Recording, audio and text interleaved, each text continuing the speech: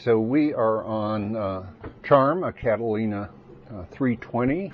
Coming back here, we're going to take the cover off of the engine, and for most normal operation, all you need to do is access the back of the engine rather than the front.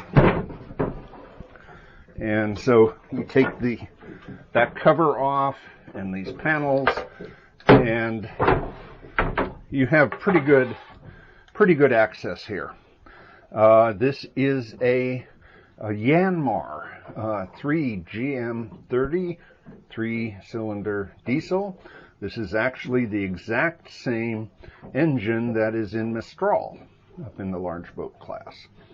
Okay, so as we are looking at the back of the engine, first thing we'll point out is where the dipstick is, and it's very convenient from this angle.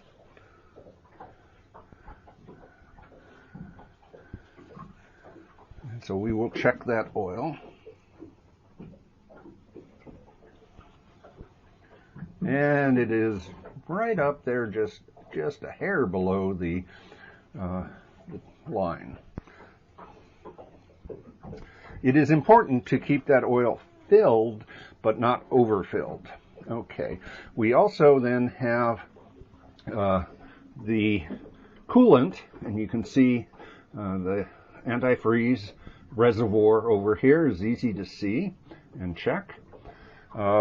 If we look down into this back area, we have the fuel line coming in again to a Raycor that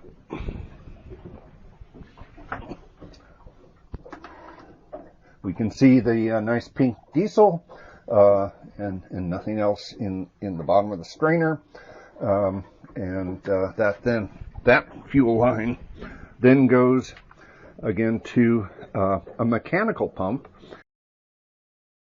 From the mechanical pump, this metal line goes under the dipstick to a fine fuel filter, which then feeds into the high pressure pump, and then that is distributed out to the individual injectors.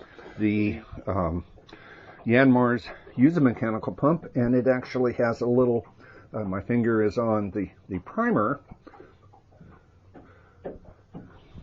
but also you can use the pump on the top of the Raycor for priming the line. We then also have our strainer, and we can see that this is the through hole, and you can see that it's probably needs to be cleaned a little bit, but there's no big chunks of seaweed in it. Okay. This boat also has, and when we look at the instrument panel, this has a water flow sensor, which is tucked back up over on the aft port side, not readily visible, but we'll show how that will alarm if the water just gets low. It doesn't even need to stop to alarm. Also, just aft of that water flow sensor is the freshwater pump from the water tanks. It actually has two lines coming in, one from the forward tank, one from the aft tank. They're selectable, and then the blue line goes out to the faucets. And there is a filter, which should probably be checked periodically on work days. This is the exhaust coming out of the engine, and this is where the raw water is injected into the exhaust and then goes into the to the aqua lift. And again, there is a drain on the aqua lift, such that if you were cranking the engine more than 30 seconds, you want to stop and drain that aqualift. Otherwise, the water can back up into the engine, which is not a good thing. So we are now at the front of the engine, and first thing we look at is look under the engine. There's some absorber, white. It's a little dirty. That should probably be changed at some point, but that will tell you if you have any leaks. Let's see. So we've got our belts. We actually have two belts. There is the primary belt that goes to the freshwater pump and the alternator, and then a secondary belt that goes to the raw water pump. One of the less convenient features of this is the access to the raw water impeller, which is on the back of this pump. And again, it has a number of hex screws, 6 of them, that you have to take off to get access to that impeller. And it is just not very convenient. So hopefully that is something the boat chief will do, because from what we've gathered, the easiest way to do that is actually to take this pump off the engine to be able to access it. Otherwise, you're working in the blind backwards. So that's an inconvenient, but fortunately it doesn't have to be done very often. We also have on the top of the engine where you add oil. You typically don't need to add coolant here unless you're changing out the coolant because of the reservoir. This engine also has a nice feature, and that is compression release for each cylinder, such that if you had a weak battery, you can release the compression and spin it up and then close them. And that when the flywheel is spinning and you close those, it's a good chance the engine will start. So if you're ever out and have a weak battery, that's saves you a tow back. Okay, we have our throttle cable, our fuel shutoff. If those were ever to become disconnected, you can operate them manually. The oil filter is on the other side of the engine and is right here. So these lines up on top are this is the fresh water or antifreeze coolant pump. This line then goes off to the water heater and comes back, and then this line goes into the goes to the heat exchanger, which is in here, which is a little different from some of our other engines. And so it then comes back and gets recycled again. The raw water, which is down here, then goes up and into this heat exchanger, which then comes out the back and gets injected into the exhaust and goes into the aqualift. So a little bit of a different layout for this engine. The starter is right down here, and the starter solenoid is right here, and this is should be the connector that from the starter instrument panel that would engage or turn on the starter solenoid. So if that were not to work, you would check that wire. This engine does not have fuses or breakers like some of our other engines, at least on the engine itself. We're going to start at the bow and the interior up in the V berth. you want to go up and take a little scan in there. Right now there's a variety of things stored up there, mainly Type 4s, cushions, and what I wanted to point out is in these compartments, the boat chief has a lot of spare parts in nice Tupperware containers, labeled, and so that's really nicely done. It's accessible from these side doors, but also can be accessible from a hatch above it. There's also a forward water tank, and we'll review where the aft water tank is a little bit later. Okay, we have access to the knot meter impeller, and there's a spare plug such that if you had to clean this, you unscrew, pull this out, put plug in, and then you can clean the paddle wheel. This is then also the location of the depth sounder.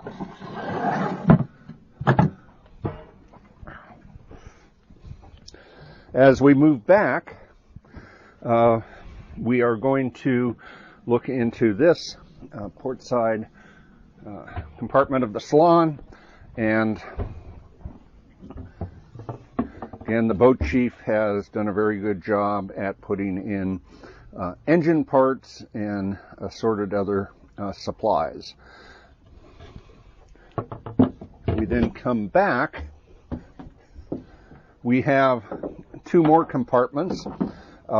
This is a very well stocked toolkit, and then, interestingly, if we come back a little further, we have another compartment that primarily has the bilge pump. And so this pump, when we open up, we're going to open up the access to the bilge and lift the float switch, you will hear it gets your attention. It is a very loud bilge pump and a very effective bilge pump. And it also has a filter or strainer set in between the bilge and the pump, so that can periodically be changed as needed.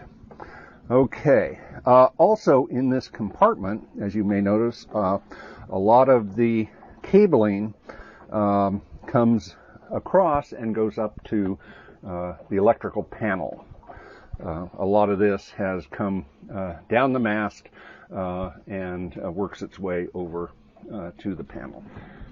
Pull this out. We're going to take a look at our batteries.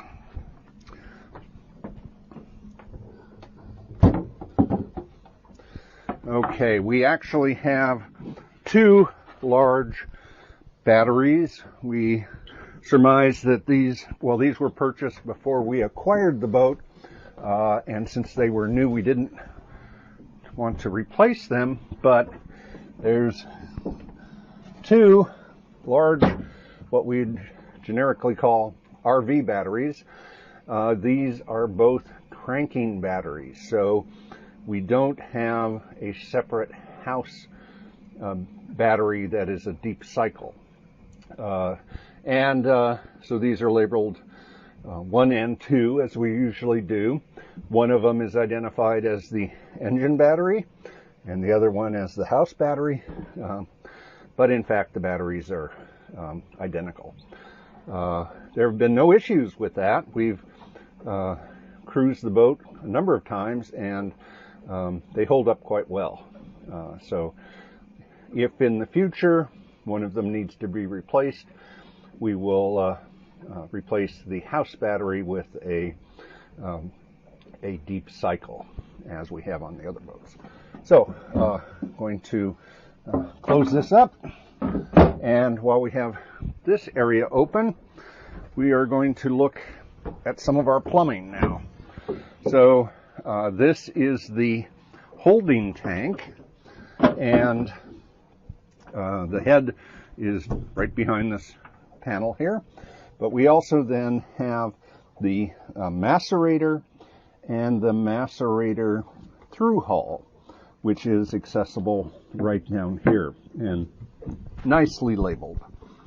We're looking at the starboard side of the salon, and we have our first aid kit there, one of two on the boat.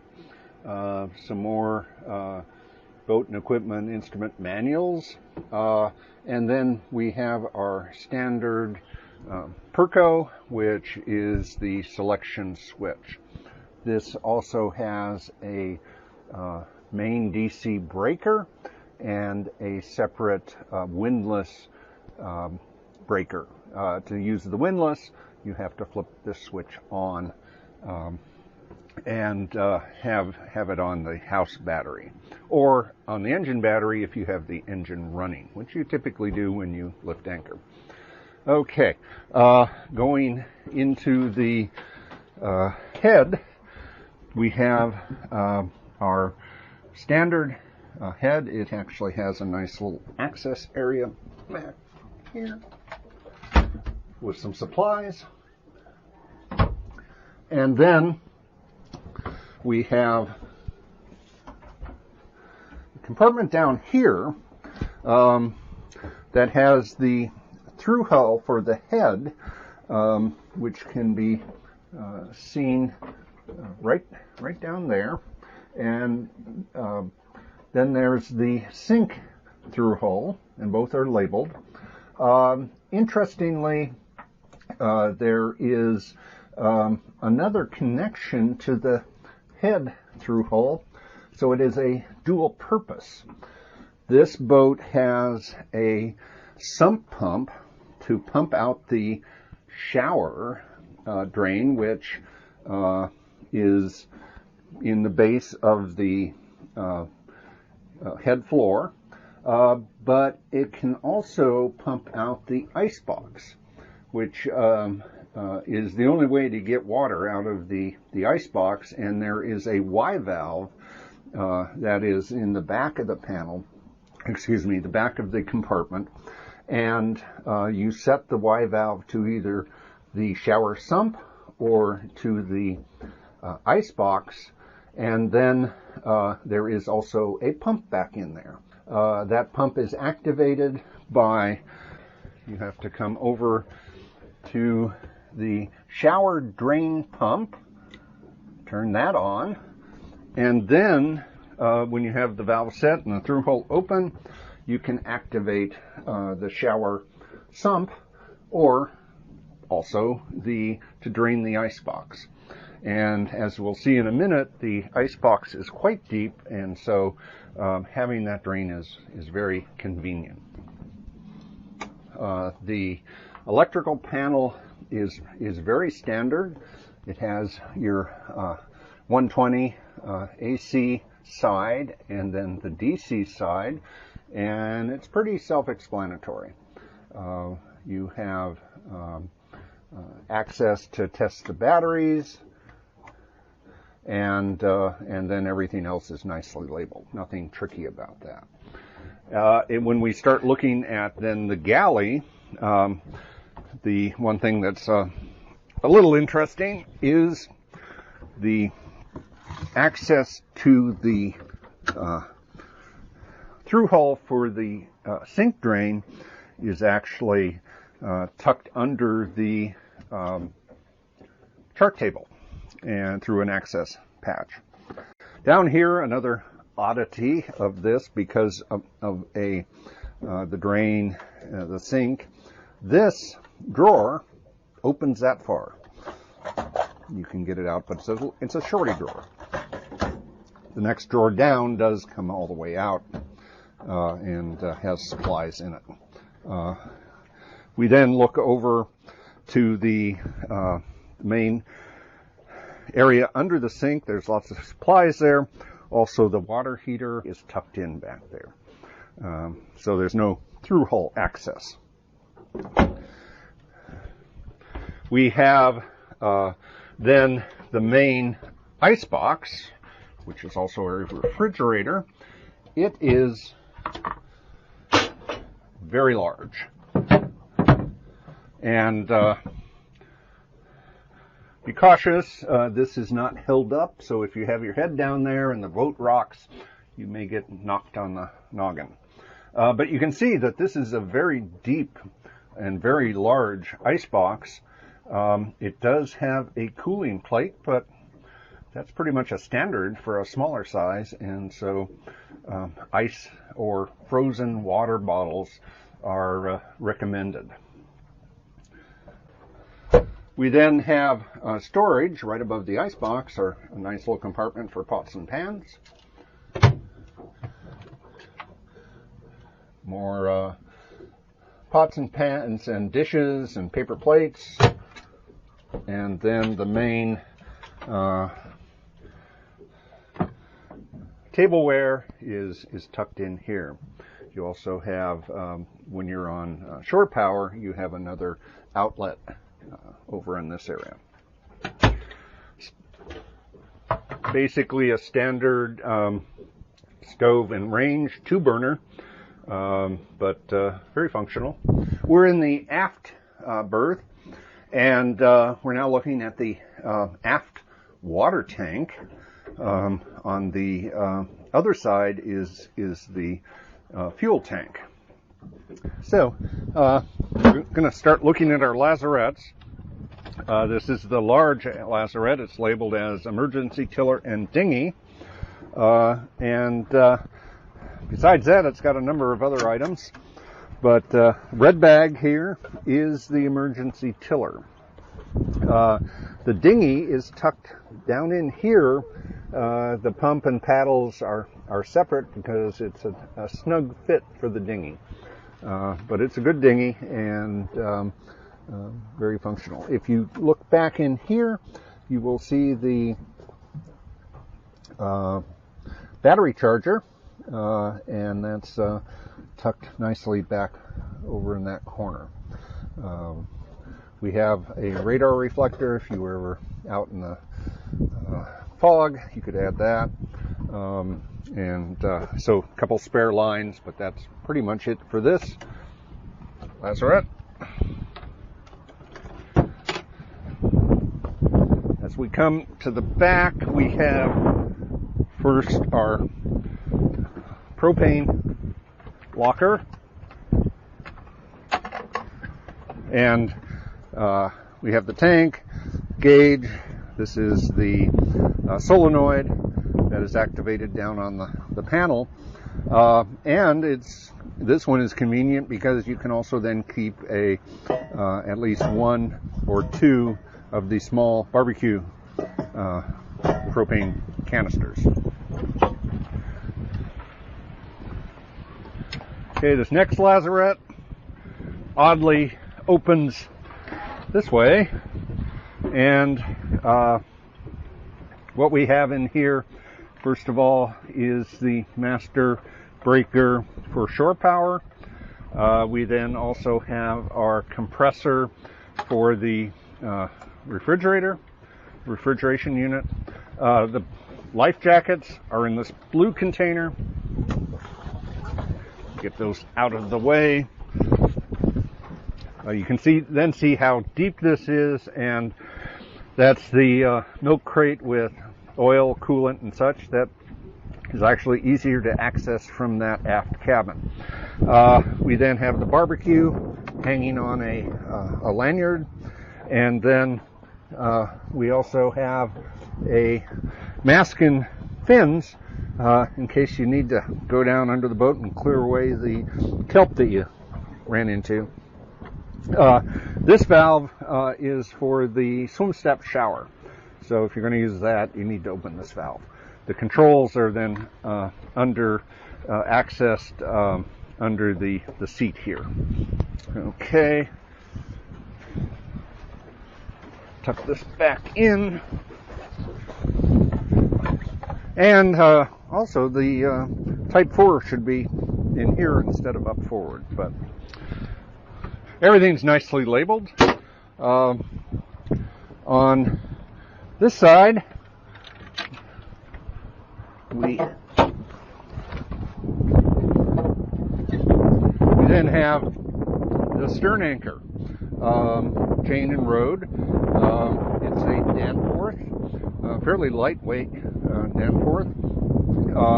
A bucket full of extra lines and another bucket that's full of fuel treatment, oils, lubricants, assorted other items. Okay, so that we then have an older two-stroke outboard that uses special fuel oil mixture. The fuel tank is sitting on the swim step. As long as we're back here, we have for the aft water tank and for the diesel tank right next to each other, nicely labeled, so not to be mixed up.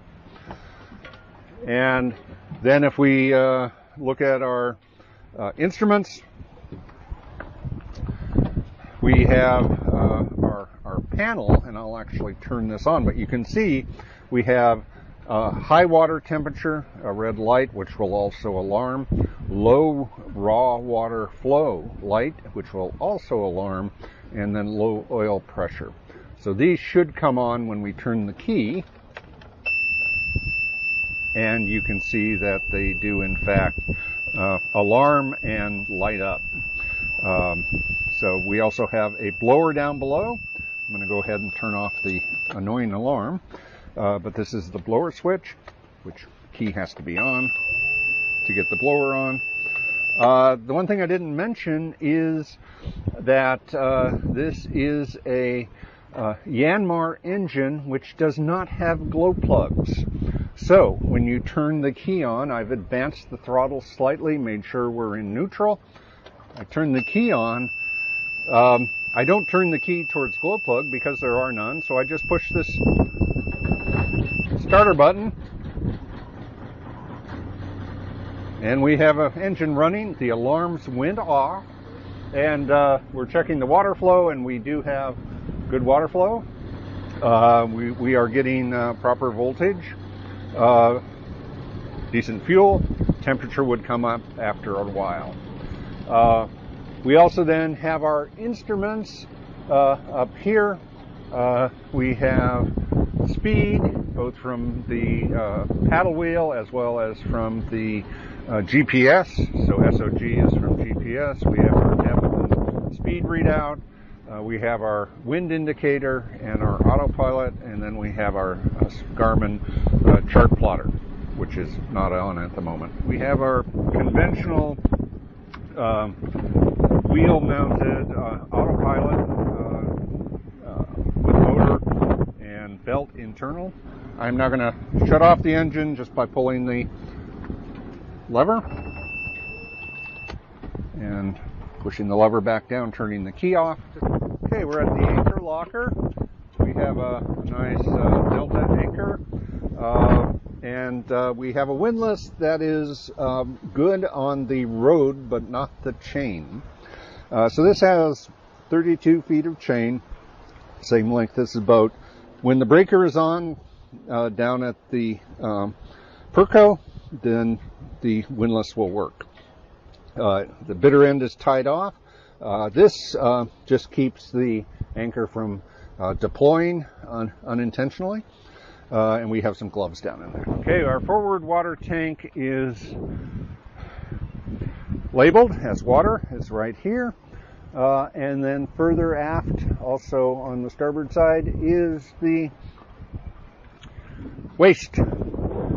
So for pumping out the holding tank. So not to be confused with the water tank. Okay. An interesting feature we have on this boat is the leads for the Genoa are adjustable back at the cockpit. So you can see this arrangement, and you can adjust that just by pulling the line, so you can adjust the leads from the cockpit on the fly. So that's really convenient, especially when you're reefing the Genoa. Jeff, the boat chief, has documented all of this very nicely through photographs and labels that are on the website and also on the boat in one of the binders. So everything we're talking about, you'll see a lot of good documentation.